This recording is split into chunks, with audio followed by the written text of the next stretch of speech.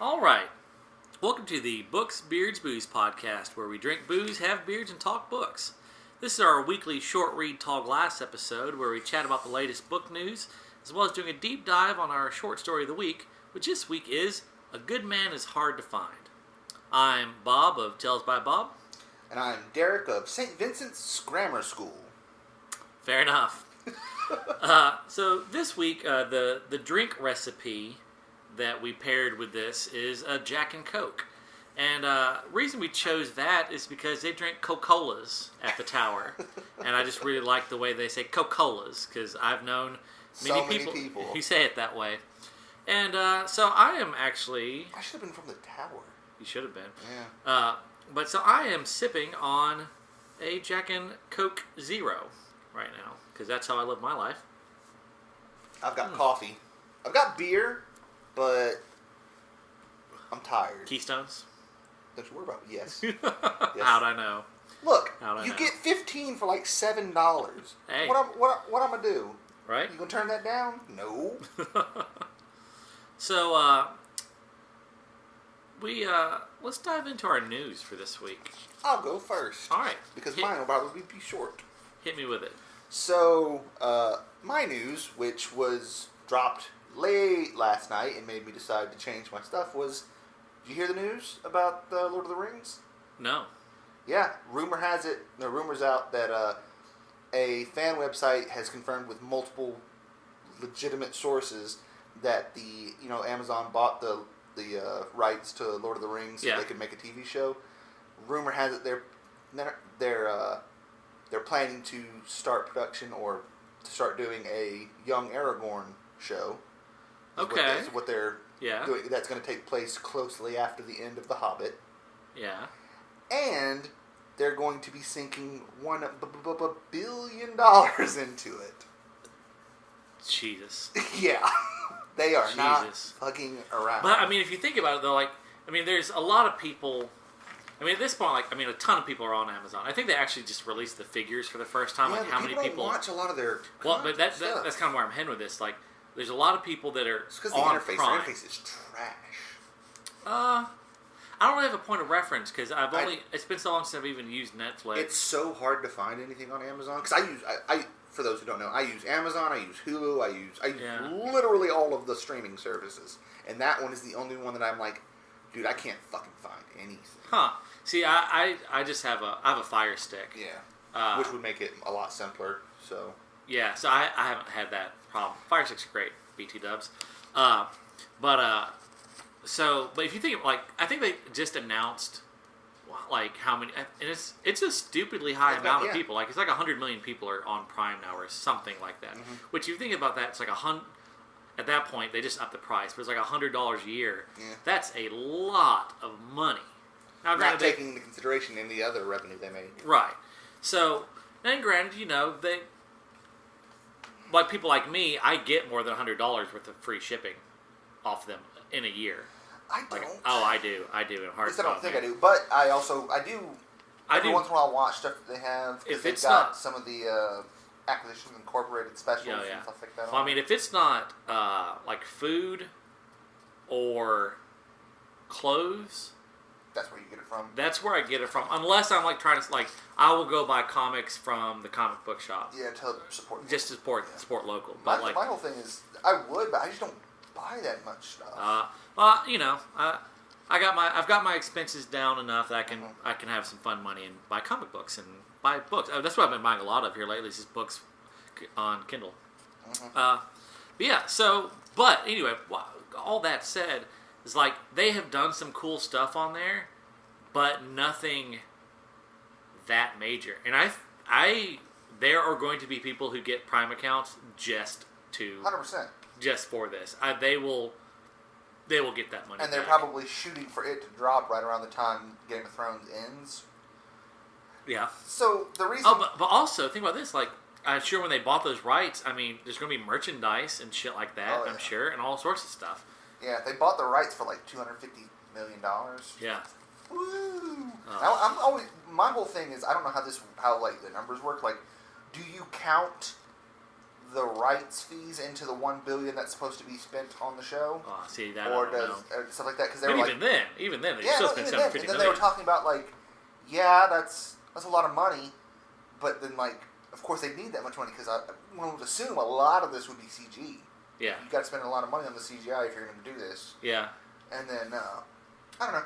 Then part of the thing that I saw in the article that I was reading that we actually were talking about just before we came into this was they were comparing Jon Snow to Aragorn, and I was just kind of I don't know. Huh. And they kind of made it seem like it was a 1-to-1. I'm like, that's not a 1-to-1. Yeah, I don't know. I'd be interested to read that article. It was only in passing. It's not like it was an article about that. It was talking about this. But they were like, yeah, because they should definitely do a thing like this because it makes sense because Aragorn and Jon Snow are so similar. I'm like, there's so many cool stories though that they can do from that. Yeah, but see, that was the thing. It's like there's a lot of cool stuff that they could work with, but they think it's smart to start with this because it's a spot where people are already invested because everyone already knows the character of Aragorn, and they had some other reasons. I didn't have time to finish the article. But yeah. Okay. Well, that's cool. But I just saw that news all over the place late last night when I was getting ready to leave. I could totally fuck with that. And hey, I have Prime account, so I'll actually get to watch it. Hey. I might actually watch it. You might actually. No, you won't have time to watch it. Probably not. I have not watched anything in months. Like last thing I watched was a rewatch of when season 3 of Letterkenny came out, I watched it. That's the last thing I watched, and that was 6 episodes. I haven't watched anything since. That was only season 3, wasn't season 4? Or maybe it was season 4. Yeah, season 4. But again, only 6 episodes. So, yeah, that's cool. That excites me. I'm interested. I mean, I hope it does well, but let's be real. If I have to sacrifice one on the altar for the other one to be good, I'll sacrifice Lord of the Rings on the altar so that I get a good King Killer Chronicles. Okay. Fair. Wrong, but fair. No, correct. All right, well, my news this week is about the Japanese whiskey shortage. Do you know much about Japanese whiskey? I know that they like it and have put a lot of effort into making it a thing because they like it. Yeah. And from what I understand, it's top quality stuff now. Very good quality stuff. I've never actually drank any. Neither have I. Let's rectify that. Yes. High five, guys. High five. We high-fived you guys couldn't see it. We will do that. Except, actually, we're doing it at the wrong time now, because good luck us finding any because of the whole whiskey shortage. Look, they'll get their shit together. Right. Well, so here's the thing. Suntory is the company that makes Hakusha, fuck me in pronunciation. Hakushu? D, you don't know anything about Japan. Don't even try. You know what, then? Fuck you. You can figure this shit out yourself. I'm going to go get a beer. Talk to nobody. All right. The company that makes Hakushu 12-year and Hibiki 17-year said it's going to stop selling whiskeys later this year. It's going to stop selling the Hakushu in June and the Hibiki in September. The reason being is demand has far exceeded the supply, and they literally cannot make enough of this. And it's all because of hype. Like, people figured out it's good, and it is good, but it's not that fucking good. Let's be realistic here. It's good. By all accounts, it's good shit. But it's the same thing as Pappy Van Winkle. Familiar with Pappy Van Winkle? Yes, I am familiar. I would like to try it, but can't. Yeah, good fucking luck with that. Yeah. And again, it's good whiskey. Don't get me wrong. But what's happened is the hype train got out of fucking control on Pappy, and people are buying it up and they're not doing anything with as an investment. Yeah. And that's now what's happening with the Japanese whiskeys. Like, why can't we have nice things? Why can we not have nice fucking things? Oh, God, I hate people. So, yeah. Here's some, so, Takeshi Nainami, who's the head of Suntory Holdings. There's nothing I enjoy more than hearing you try and say Japanese names. Right? Said it could take up to a decade for them to be able to meet demand from consumers and retailers. By then, we might be able to save enough to buy some. Right? He said, we can't supply enough to the market requirement, but in 10 years' time, we will gradually be able to respond to the market need. And, oh, well, that's dramatic. D just opened his beer and it exploded all over everything. My books! All over his books. So yeah, I'm going to keep talking while he handles that. Oh wow, man, it's all over that stuff. All right, I think we'll actually take a quick pause while we figure this out. All right, and we are back. Crisis cleaned up, not averted, but cleaned up. No, it's not cleaned up. It's mostly cleaned up. It's kind of cleaned up. You know, like when there's an oil spill. There are beer-covered ducks in your kitchen now? Yes. Fair enough. Like, we're doing what we can, but there's only so much you can do. It's going to take time. We will rebuild, but it's going to be a tough couple of... Yeah, I don't know. I lost my analogy. Let's just keep going. But yeah, so they think in 10 years they'll be up and running again. But here's a couple of cool facts I learned along the way. Japanese whiskey makes up 5% of global sales, which is, I don't know. That sounds right. I mean, I'm not arguing with the facts. I'm just, yeah. Respectable. Makes sense. Makes sense. I guess. Here's what I found surprising. They win a whole bunch of awards. Yeah, no, I did know that. They've won a ton of awards for this stuff.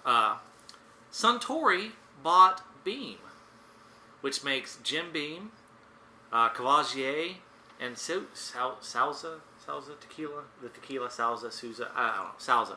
It's tequila. But yeah, it's now the third largest, basically liquor maker in the world. Sounds good to me. Yeah. You know how I feel about Jim Beam. Yeah. So, I don't know. I was at the liquor store and I meant to look to see if they had any Japanese whiskey. I don't know. But I just went to the Jack and got a bottle of Jack instead. But yeah. So that's my news. So Derek, what's the news with Doors of Stone? There is none. I will never get the final book, and I will die just miserable. Yeah, fair enough. So we still don't have a sponsor, but if we had one, they might be someone like this. Traveling? Why not stop at the Tower? Try Red Sammy's famous barbecue. None like famous Red Sammy's. Red Sam. The fat boy with the happy laugh. A veteran. Red Sammy's your man. Which, if you've read this week's story, will make perfect sense to you. So... The man with the happy laugh. Oh, God. Oh, yeah, he was super happy. Oh, super happy. Oh, yeah. Oh, he was a delight. Absolute delight. So that takes us straight into our short read Tall Glass. So, as usual, I'm going to dive in, start us off with the history here. So, the author is Flannery O'Connor, and she was born in 1925 in Savannah, Georgia, which is a gorgeous town that I want to visit really badly. She died in 1964 at the age of 39. Very young. Yeah. So, she was a Southern writer, obviously. She wrote in a sardonic Southern Gothic style and relied heavily on regional settings and supposedly grotesque characters, often in violent situations. In 1946, this is after she had graduated college, she was accepted into the prestigious Iowa Writers' Workshop. That's the thing you've mentioned before. It is. Yeah, it is. And I read about her being in that, and I sat there going, I think this is what he was talking about? The guy who wrote the Dead Cancer Baby Fairy story. Yeah, right. Was Tiny Feast. A Tiny Feast. I can never remember that. But yeah. You're too traumatized. Yeah. He went to that. So. Oh, what's his name? I can't remember. Because I'm a terrible person. Really good. So, this was the greatest thing ever. If you are about to mention the thing that I have written down for my fact, I'm going to be salty. Actually, there's two. There's two greatest things ever. Okay. First off, here's a quote from her. Okay. So, people were asking her about her emphasis on the grotesque. And she said, anything that comes out of the South is going to be called grotesque by a Northern reader. Unless it is grotesque, in which case it's going to be called realistic. Ooh, God damn. Ooh, O'Connor, a little salty there. Yeah. Yeah, I love that. Here's the other second greatest thing ever. Oh no, I have actually. I have her collected short. I have her complete short stories, and I've read half of them. We'll talk about that in a second. So, in high school, she was required to sew a Sunday dress. Okay, she was obsessed with birds. Loved birds. Like when she grew up, she had like a farm with like hundreds of birds, like hundreds of peafowls or something like that, like 100 peafowls or something like that. So much. She sewed a full outfit of underwear and clothes to fit her pet duck, and brought the duck to school to model it. Seems legit. Right? That's fucking awesome. So she's her reincarnated. Yeah. All right. Well, so by the summer of '52, she was diagnosed with lupus. Sometimes it is lupus. Yeah. Well, it was with her father too. Yeah, so. as it says here, as her father had been before her. Subsequently, she returned to the family farm in Milledgeville, Georgia. But she lived for 12 years after being diagnosed, which was 7 years longer than they thought. Yeah. While struggling with lupus, she completed more than 24 short stories and 2 novels. So, for our writers out there, if you think you got excuses, fuck you. So, your excuse can be your craft, but not your ability. So yeah, that's a little bit about her. I have read a lot of her because I write Southern Gothic. Yeah, I'm gonna be honest with you. I didn't realize she was Southern Gothic. The first time I heard the term Southern Gothic was when you were like, "I write Southern Gothic," and I was like, "Okay." And then when I read this, I was like, "Oh, she's Southern." Okay, no, I have read this. Yeah. Okay. So that's kind of like I only write a little bit. Yeah. Well, that's kind of where you started. Kind of. When you were getting serious, that's where you started. Yeah, when I started taking it really seriously, that's kind of what I really worked on a lot. So they're just sitting there. One day I'm going to dive in and work up a collection of them. More. But I have her like the complete short stories of Flannery O'Connor. Yeah, I remember that. Now I've read that book. half of them, and the thing is like. Some of them I absolutely loved, and then some of them I just could not get into at all. And I got to one story that it was a fairly long one, and I just put it down. Like, I didn't like it, put it down, and never picked it back up. Weird for you, because, I mean, it is a book of short stories. She skips the next one. Yeah. I set it down thinking I would pick it back up, and then I just never did. Yeah, I know that is. Yeah. It's like me every time I read Dune. Right.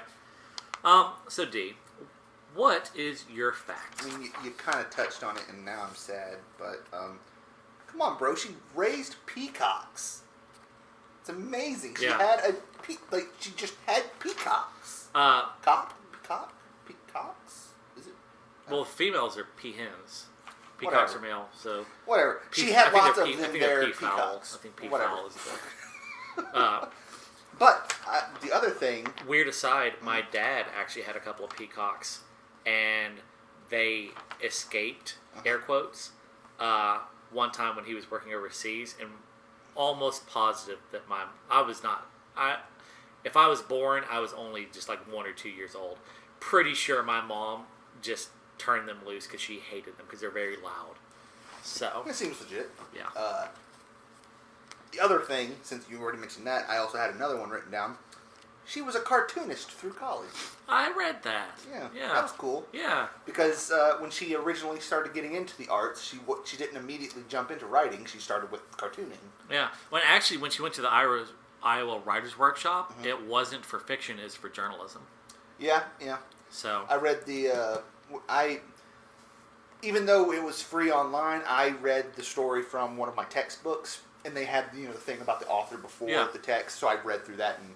I got a lot of that history. That's why I knew her dad passed away of lupus and peacocks and the reference of St. Vincent's Grammar School was where she went to school as a child. Devout Catholic. Yeah. Devout Catholic. My fact.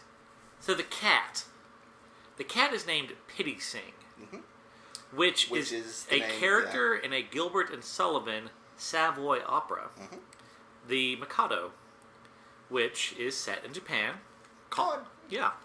Set in Japan, but they did it that way to use it to satirize the British government organizations and stuff like that. So get this. It's the like the impetus of this play is flirting is made a capital crime. So the town leaders, there's a guy sentenced to die for flirting, and so they make him the executioner, reasoning that he can't execute himself, and since he can't, you have to execute him in order. Yeah. And also, that's amazing. Suicide is a capital crime. That's amazing. And then it's a romantic, shenanigans ensue. Like that sounds fun. So yeah, it sounded like a lot of fun. But yeah, so Pity Sing is the executioner. Mm-hmm. It's like one of his wards. It's a young girl. Yeah, I they reference it in there, so I knew it was from one of those, but I didn't know anything else about that specific one. So did you have a favorite line? Because if you don't, I've got like 3. I didn't really. Okay. I've got 3. Like I told you before we started recording, my favorite was probably anything those little brats said, because it just made me want to smack the taste out their mouths. Fair. So I'm going to do them from least to best. All right. Is one of them we had an accident? No, it was, I wouldn't take my children in any direction with a criminal like that loose in it. I couldn't answer to my conscience if I did. And that's just great because she's the one who takes... Yeah, the irony. She takes him in the direction. The whole time we read this, when we were close reading it in Professor Evans' class... Yeah.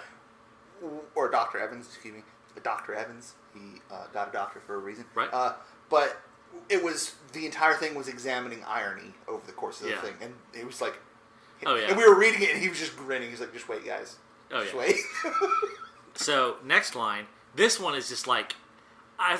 It's rare for me to read a line in a story that's just like chilling, but it's like, "Lady," the misfit said, looking beyond her to the far woods, "there never was a body that gave the undertaker a tip." Because she had just like, "I'll give you all my money," and he's like, he's letting her know, like, "Bitch, I'm about to kill you. Yeah, you don't tip the undertaker."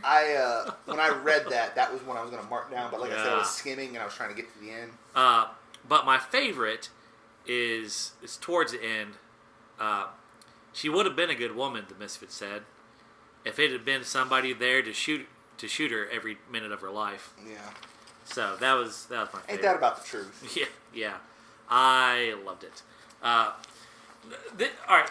It took me, this is now, probably the 5th or 6th time I've read this story, and only now have I really started to love it. The first couple times I read it, it was like, it's okay. Yeah. But, the more I read it, the more I like it.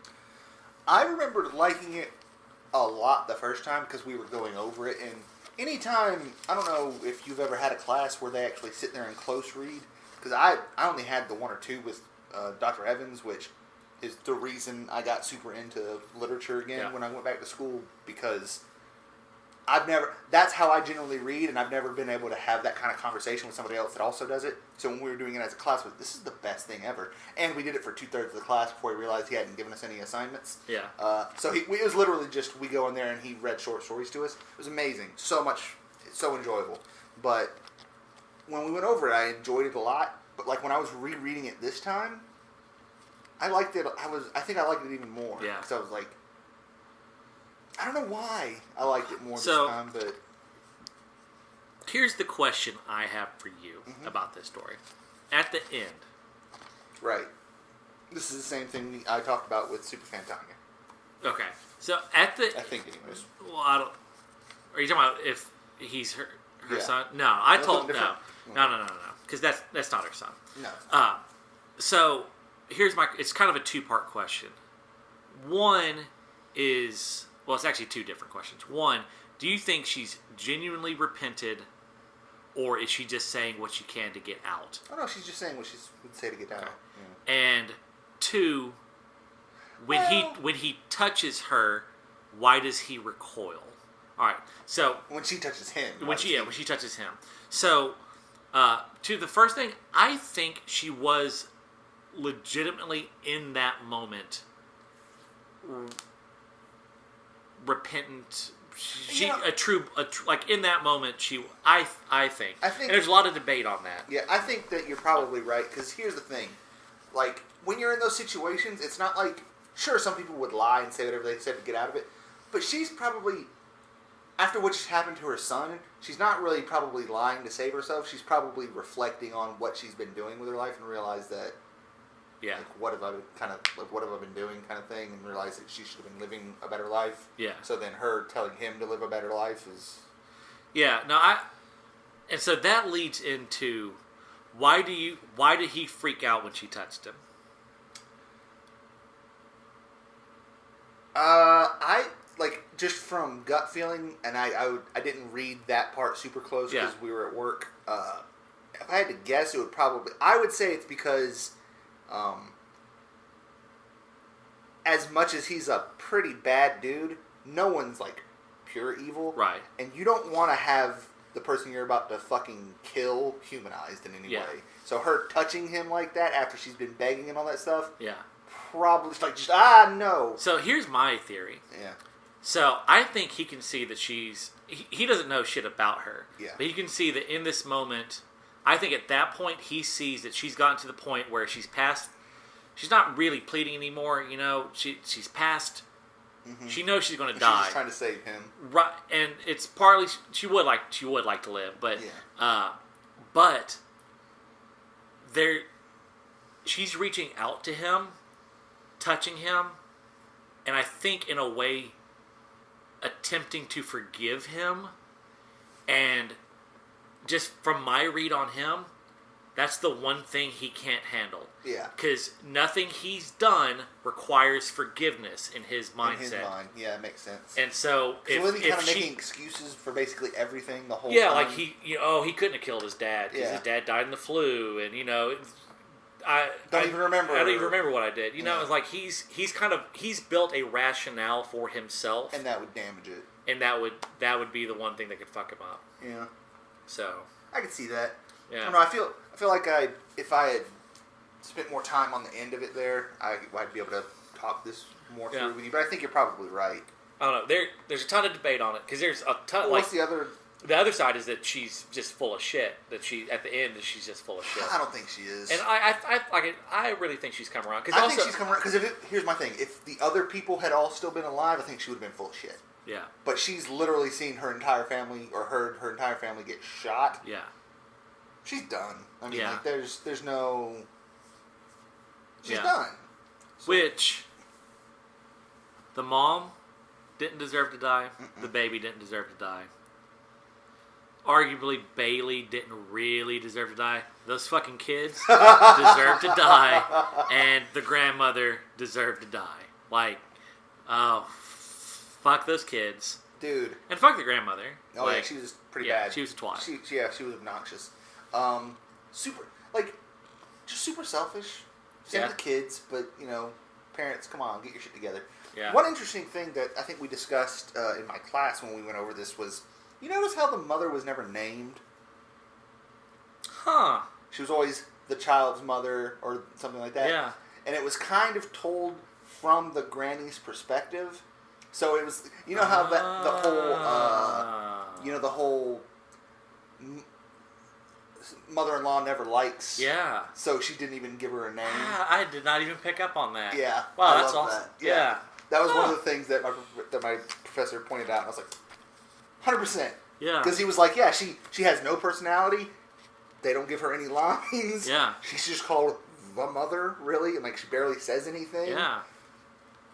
The fucking they're talking about her falling out of a car and only had her shoulder broken and her face cut or something like that. I was like, what do you mean only? Yeah. That stuck out to me. It was like only her shoulder broke. Like that's.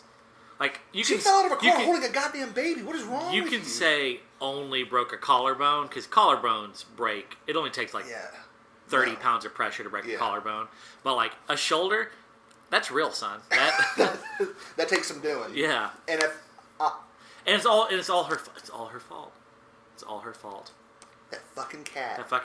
But I will say, the cat 100% the most relatable moment in that entire story. When he throws that cat against the tree? No. Is when she freaks out because she realizes, internally freaks out because she realizes, oh shit, we're in the wrong state. Yeah. been there. Like that saying, like you just go all in on an argument or something like that. Remember, and you just, you're, it's like, oh God. How do I walk this back? Yeah, and you just like that sinking feeling. Oh, that was so relatable. So relatable. That's why I generally try not to argue things unless I'm at... We've had this a long time. I haven't done it much recently because we've been forcing conversation about things that I may or may not know about, or I may not have a solid basis for. But most of the time, I don't tell you a fact unless I'm sure it's a fact. Yeah. Or get into an argument about something that happened unless I'm 100% sure I'm right. Because I hate that feeling. Yeah. I can't do it. I can't that's do awful. it. But, yeah. So she did a really good job. It was a very relatable story. Great story. Creepy, disturbing. And there's some questionable terminology in there. Yeah. But it was product of the time, and that is something I think at some point we need to do more of it than we need to do at some point I want to do a deep dive discussion where we talk about how do you, and if you can, separate the author from the work. Mm-hmm. Especially like we just did Sherman Alexie, stuff like that. I want to do a deep dive with the stuff that's going on with God, I can never Juno Diaz, whatever. Oh yeah. Which I saw more stuff about him recently on Twitter. Yeah. I was like, all right. I was like, well, if you've read his work, I mean, does it surprise you? Right. Who, like, I really, This Is How You Lose Her, I really enjoyed that collection, but he's a piece of shit. Yeah, the guy was, oh, God. He tried, and, like, I heard him, he's tried to argue that's, like, part of it's cultural. Yeah. Like, arguing, like, Dominican culture is kind of like that, and I don't know. Yeah, I was like, oh, man, that sounds terrible. Like, cultural norm of being just a shitty boyfriend. Sleeping around. I don't know. know. I don't know enough to. And who am I to pass judgment? But I don't know. It's just. But my spoiler we'll alert, do a deep yes, dive on that. I try my best. And that's the thing that I learned a long time ago because Rage Against the Machine, I never really wasn't sure how I felt about their politics. I'm like, you know what? I don't care because I really like their music. Oh yeah. You know, so I've just kind of gotten used to being able to separate the people from their art. All right. So, diving into our viewer mail, we actually have a little bit of viewer mail this week. Mm-hmm. No one has emailed us, except for people trying to sell us stuff. We should start reading those. But we do have some comments on the blog. Superfan Tanya, on our first read-along post, we're doing a read-along of Italian Revenant. She said, you guys are not participating in, you're missing a pretty... Yeah, it's picking up great. It's picking up. Oh, yeah. I will... Here's the thing. You'll never hear me not be honest about a book, especially if it gives me an opportunity to naysay Bob's options. True. But start off a little for me. But I've gotten past one or two things, and now I'm just gonna buy in, and I'm in. Like we're moving. It's some good stuff. So here's what she said. She agrees with Derek. What the heck do these weapons even look like? I'm over here imagining a scythe kind of thing, maybe. I don't know. The trial run was great. The bar scene was great. Heck, I'm even happy that Nolan's old buddy got his cute face back and will seemingly live happily ever after. Got another comment from Nikki Hawks at WordPress.com. She has a blog. Mm-hmm. I don't know what her name is, but that's her blog, is Nikki Hawks. I did a review of the Tyrant and Kings trilogy by John Marco. And she said, nice review on these. I bought these back when I was 17, also about 15 years ago, which is what I did. I got the first book about 15 years ago when I was around 17. But never got around to reading them. I think based on your review, I'll keep them around a little while longer to see if I finally pick them up. Haha. And I basically responded like, yeah, they're good, but you've got to be in the right place to read them.